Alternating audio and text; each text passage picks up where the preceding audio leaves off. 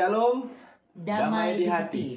Puji nama Tuhan, bersyukur, senang sekali bisa berjumpa kembali dengan Bapak Ibu Saudara dimanapun berada. Doa kami, Bapak Ibu Saudara dalam keadaan yang sehat dan diberkati oleh Tuhan. Amin. Dan di kesempatan kali ini kami rindu menseringkan kebenaran firman Tuhan, tentunya dalam renungan MTPJ dan terambil dalam Yohanes 15 ayat 1 hingga yang ke-8. Dan tema di sepanjang minggu ini adalah gereja sehat berbuah bagi kemuliaan Tuhan. Yes. Dan sebelum lanjut dalam sering firman Tuhan, mari kita berdoa. Tuhan Yesus yang baik, terima kasih Bapa di surga, oleh karena anugerah kasih Tuhan kami diselamatkan. Kami menerima pengampunan yang daripada Tuhan. Setiap kesalahan dan dosa kami memohon ampun. Dan biarlah kasih Tuhan itu terus nyata dalam kehidupan kami, baik pribadi kami, pelayanan kami, dan keluarga kami. Terima kasih Bapa di surga, di kesempatan kali ini kami rindu juga membagikan kebenaran firman Tuhan. Mari Roh Kudus Tuhan tuntun setiap kami, bahkan setiap pendengar yang akan mendengarkan kebenaran firman ini berkati oleh Tuhan. Terima kasih Bapa di sorga, kami siap mendengarkan firman Tuhan dan Roh Kudus mampukan untuk melakukan kebenaran firman Tuhan. Dalam nama Yesus kami berdoa. Amin. Amin. Nah Bapak Ibu Saudara, seperti biasa ya, dalam perenungan firman Tuhan yang kami akan seringkan, ada 3 bagian. Yang pertama kita akan melihat apa yang menjadi latar belakang kitab ya, Yohanes 15 ayat 1 hingga ke-8 dan pesan teks ya. Dan yang ketiga implikasi ya, sesuai dengan tema di sepanjang minggu ini, gereja sehat berbuah bagi kemuliaan Tuhan. Dan Bapak Saudara, selamat menyaksikan. Tuhan Yesus memberkati. Bapak Ibu Saudara yang dikasihi dan diberkati oleh Tuhan, senang sekali boleh bertemu kembali dan saatnya bagi kita merenungkan Injil Yohanes pasal 15 ayat 1 sampai yang ke-8. Saat membaca Injil Yohanes, kita menemukan kitab yang unik di antara ketiga Injil lainnya. Dalam Injil ini kita dapat menemukan catatan pelayanan Yesus di daerah Yudea dan Yerusalem yang tidak ditulis oleh ketiga Injil yang lain. Dan di sini juga kita melihat bagaimana penulis menyatakan dengan lebih sempurna rahasia tentang kepribadian Yesus. Siapa yang menulis? Penulis ini diidentifikasikan secara tidak langsung sebagai murid yang dikasihinya. Kesaksian tradisi kekristenan serta bukti yang terkandung dalam Injil ini menunjukkan bahwa penulisnya adalah Yohanes anak Zebedeus.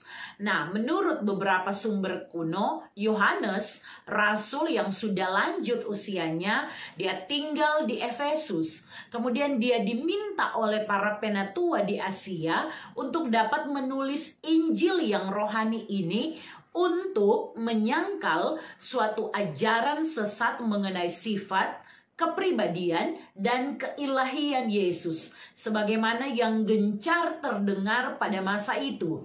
Jadi sebagai sebuah informasi ya, kalau kita baca-baca bahwa pada waktu itu memang ada ajaran di mana ajaran yang berkembang itu menerima Yesus sebagai manusia, namun keilahian Yesus itu ditolak oleh mereka. Ajaran inilah yang menyebar di kalangan jemaat sehingga penginjil Yohanes itu menulis hal ini, menjawab permintaan para penatua. Nah, Bapak Ibu Saudara, Yohanes menyatakan tujuan tulisannya sebagaimana ditulis dalam Yohanes 20 ayat 31, yaitu supaya kamu percaya bahwa Yesuslah Mesias, Anak Allah, dan supaya kamu oleh imanmu memperoleh hidup dalam namanya. Bapak Ibu Saudara yang diberkati oleh Tuhan, saat membaca Injil Yohanes 15 ayat 1 sampai 8 di bawah tema Lembaga Alkitab Indonesia, pokok anggur yang benar, kami menemukan bahwa penulis dalam bagian ini menuliskan bagaimana Tuhan Yesus dalam pelayanannya menggunakan suatu alegori atau cerita yang digabungkan dengan artinya secara turut berurut atau sebaliknya. Dalam hal ini melalui cerita pokok anggur. Kenapa cerita pokok anggur? Karena pastinya ini sangat dekat dengan murid-murid. Ya, karena memang orang Israel ketika dengar pokok anggur, mendengar pohon anggur, maka mereka akan sangat mudah memahaminya. Mari kita lihat bersama ayat 1. Yesus menggambarkan dirinya sebagai pokok anggur yang benar dan katanya Bapakulah atau Allah sebagai pengusahanya. Allah digambarkan sebagai pengusaha anggur atau tukang kebun itu. Ini adalah kata-kata I am yang terakhir atau yang ketujuh dari seri I am dalam Injil Yohanes. Yang kalau kita baca-baca maka kita akan menemukan banyak sekali perkataan Yesus yang mungkin kalau Bapak Ibu bisa klik ya. Di Google misalnya ada The Seven I am statement of Jesus. Mulai dari I am the bread of life, I am the light of the world, I am the door, dan seterusnya. I am the good shepherd, dan seterusnya ya. Akulah gembala yang baik, akulah pintu, akulah terang dunia. Dan ketika kita menemukan hal ini, di sini Yesus kembali memperkenalkan dirinya sebagai pokok anggur yang benar. Yesus memakai akulah pokok anggur yang benar. Sehingga timbul pertanyaan, apakah ada pokok anggur yang tidak benar? Saya sendiri membuka misalnya dalam Yeremia 2 ayat 21. Ini menunjuk kepada Israel yang berubah menjadi pohon berbau busuk, pohon anggur liar. Namun tidak akan kita bahas secara panjang perbandingan ini, tetapi kembali pada ayat 1 ini bicara tentang Yesus sebagai pokok anggur yang benar dan kemudian Bapa sebagai pengusahanya. Dia pokok anggur yang benar dan Bapa atau Allah sendirilah tukang kebun atau pengusahanya. Nah, selanjutnya ayat 2 sampai 3. Ini berbicara tentang manusia yang digambarkan sebagai ranting. Mari kita baca bersama ayat yang kedua. Setiap ranting padaku yang tidak berbuah dipotongnya, dan setiap ranting yang berbuah dibersihkannya supaya ia lebih banyak berbuah. Ada dua jenis ranting di sini, yang berbuah dan yang tidak berbuah. Maka menunjuk pada dua jenis manusia. Manusia yang berbuah bagi Kristus dan manusia yang mengenal Kristus. Artinya juga dia ada di pokok anggur yang sama, namun tidak menghasilkan buah. Maka bicara ranting dari pohon yang sama, sudah pasti ada banyak persamaan antara kedua jenis ranting ini.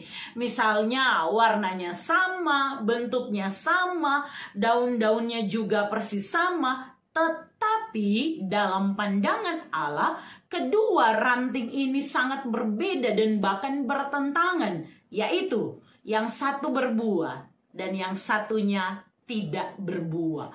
Malahan yang berbuah itulah juga yang dituliskan akan dibersihkan agar lebih banyak berbuah. Di sini jelas di ayat 3. Kamu memang sudah bersih karena firman yang telah kukatakan kepadamu. Ini sudah jelas bicara ranting, yaitu manusia. Dikatakan bahwa Tuhan melakukan pembersihan itu melalui firman-Nya. Selanjutnya ayat 4-6. Yesus menguraikan syarat bagi ranting untuk bisa berbuah, yaitu tinggal pada pokok anggur.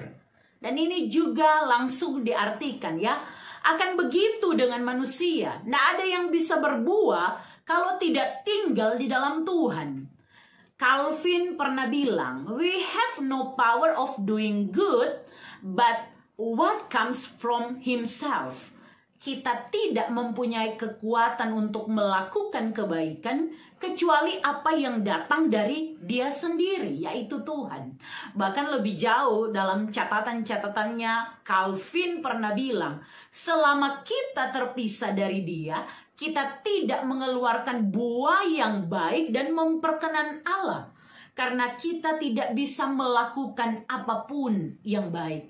Saya setuju dengan hal ini. Sungguh tidak akan ada yang bisa berbuah tanpa tinggal di dalam Dia yang adalah pokok anggur itu. Sekali lagi, perhatikan kalimat tinggal di dalam aku. Kata tinggal itu muncul 64 kali dalam Injil Yohanes dan surat 1 Yohanes dari 118 kali kemunculannya selama Perjanjian Baru. Tinggal di dalam Yesus merupakan suatu undangan bagi semua orang percaya, pembaca di waktu itu, supaya tinggal di dalam Yesus seperti Dia, Yesus, tinggal di dalam Bapa. Artinya tidak hidup menurut jalan manusia sendiri, melainkan bersandar pada Tuhan, ikut ajaran Tuhan, keinginan Tuhan, punya relasi kedekatan dengan Tuhan, melekat dengan Tuhan. Maka mari kita lihat ayat 6 ya, kita bisa baca bersama. Barang siapa tidak tinggal di dalam aku, ia dibuang keluar seperti ranting dan menjadi kering. Kemudian dikumpulkan orang dan dicampakkan ke dalam api, lalu dibakar. Akibatnya tidak tinggal di dalam aku, kata Yesus, itu dibuang keluar dan menjadi kering. Dikumpulkan dan dicampakkan dalam api. Konteksnya bisa kepada hukuman, bisa kepada ujian dan sebagainya. Sebab jika sebagai ranting mau pisah dari pokok anggur, berpisah dari pohonnya, maka tidak akan ada buah lagi. Selanjutnya ayat 7 sampai 8 yang terakhir ya. Ayat 7 ini adalah ayat hafalan sejak saya kecil. Saya sangat suka ayat ini ya kalau kita baca. Jikalau kamu tinggal di dalam aku dan firman-Ku tinggal di dalam kamu, mintalah apa saja yang kamu kehendaki dan kamu akan menerimanya.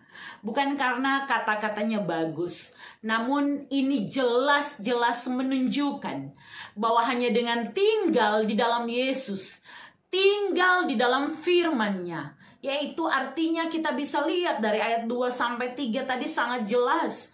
Dia yang membersihkan hidup kita, Dia yang menyucikan hidup kita. Maka artinya hidup kita sebagai ranting itu melekat kepada pokok anggur. Maka itulah satu-satunya kunci untuk dapat berbuah. Bapak Ibu Saudara, mari kita lihat ayat 8 yang terakhir ya di bacaan kita. Dalam hal inilah Bapa-Ku dipermuliakan, yaitu jika kamu berbuah banyak, dan dengan demikian kamu adalah murid-murid-Ku. Tidak ada apapun yang harusnya punya nilai lebih tinggi daripada kesadaran kita untuk memuliakan nama Tuhan.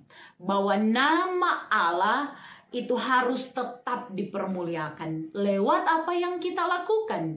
Dan itu akan terjadi saat hidup kita berbuah banyak. Hidup kita menjadi murid-murid Tuhan. Ingat baik, akhir dari tulisan ini menyimpulkan ya. Jadi murid harus berbuah. Hidup berbuah, itulah murid-murid Tuhan yang sejati. Bapak Ibu Saudara yang diberkati oleh Tuhan, tema di sepanjang minggu ini, gereja sehat berbuah bagi kemuliaan Tuhan. Menurut bacaan kita Yohanes 15 ayat 1 sampai 8. Nah, bicara gereja mesti dilihat bahwa ini memang diartikan dalam dua hal. Gereja sebagai gedung dan gereja sebagai orang percaya. Gereja sebagai gedung ini yang kita lihat, kita tempati beribadah. Tetapi istilah gereja dalam Perjanjian Baru dari bahasa Yunaninya ekklesia, ek artinya keluar, kaleo artinya memanggil. Dalam Perjanjian Lama pakai kata kahal artinya jemaat, umat, atau perkumpulan. Dari hal-hal ini jelas bahwa bicara gereja yang kedua itu more than a building. Sama dengan lagu bilang, gereja adalah orangnya. Maka bicara manusia sebagai ranting dalam bacaan kita, nah berarti kita bicara tentang gereja. Dan gereja yang sehat berbuah bagi kemuliaan Tuhan sesuai perikop kita hari ini, yang menurut bacaan kita hanya bisa dicapai jika pertama, tinggal di dalam Kristus. Hidup melekat pada pokok anggur itu dan menyadari bahwa pemilik kebun anggur atau pengusahanya adalah Bapa, sehingga kita hidup untuk menghasilkan buah bagi Sang Tuan di kebun anggur tersebut. Tinggal beda dengan singgah, harus dibedakan Kalau tinggal artinya selalu tahu bahwa di situ adalah bagian dari pokok anggur, di situ tempat kita dan harus selalu ada di situ. Tinggal artinya setia dan bergantung penuh kepada Tuhan. Tinggal artinya tahu diri bahwa tanpa Tuhan kita tidak bisa apa-apa sebagai ranting. Yang kedua, dibersihkan. Ingat bahwa Tuhan Allah memperhatikan pohon anggurnya supaya bisa berbuah baik. Perlu selalu dibersihkan. Pembersihan ini bisa terlihat sebagai hukuman. Namun sebenarnya ini dilakukan supaya kita bisa bertumbuh dengan lebih baik dalam pikiran, dalam perkataan, dan dalam perbuatan. Sama dengan ketika ranting itu dia harus dibersihkan, tentunya sakit rasanya ya. Dipotong, mungkin digunting kalau kecil, atau dipakai parang dan sebagainya untuk dapat dibersihkan. Nah, proses-proses itu harus disadari oleh orang percaya sebagai proses untuk membuat dirinya semakin kuat, semakin berbuah. Akhirnya kita perlu menyadari kekuatan dari firman Tuhan yang dapat membersihkan kita dari kehidupan masa lalu kepada kehidupan di dalam Tuhan. Kita harus mengakui bahwa kita ini orang berdosa. Kita butuh Tuhan. Kita tidak dapat menyelamatkan diri kita, tetapi kita dapat menerimanya hanya karena anugerah Tuhan. Dan kita harus hidup di dalam itu. Ingat, kita butuh dibersihkan, dan itu hanya dapat terjadi melalui firman Tuhan. Yang ketiga, berbuah yang banyak. Menghasilkan buah inilah yang memuliakan Tuhan. Kita adalah murid Tuhan, maka kita akan menaati perintahnya, perintah Sang Guru Agung. Kita menghasilkan buah, artinya hidup yang mengasihi. Itu dapat dilihat orang lain di dalam kita. Hidup di dalam kebaikan, pengampunan kita, kepedulian kita kepada sesama, sehingga orang melihat kita dan memuliakan Bapa di sorga. Jika sudah demikian, maka gereja yang sehat adalah gereja yang bertumbuh, gereja yang menghasilkan buah, dan dia berbuah bagi kemuliaan nama Tuhan. Amin, firman Tuhan. Baik, Bapak Ibu Saudara diberkati oleh Tuhan, itulah firman Tuhan yang dapat kami bagikan, dan kita harus berpisah ya. Kita akan berjumpa nanti di kesempatan dalam minggu depan, dan silakan hambanya untuk menutup kita dalam doa. Ya, Bapak Ibu Saudara, mari kita berdoa. Tuhan Yesus, Engkau sangat baik. Kami memuji dan memuliakan Engkau, Tuhan yang mengasihi kami. Terima kasih Tuhan, karena Engkau memberkati kami, Engkau menganugerahkan kami karya selamat, dan kami bersyukur karena kami telah ditebus dari hidup kami yang sia-sia, dan hanya oleh anugerah Tuhan kami boleh menikmati keselamatan satu kali untuk selama-lamanya.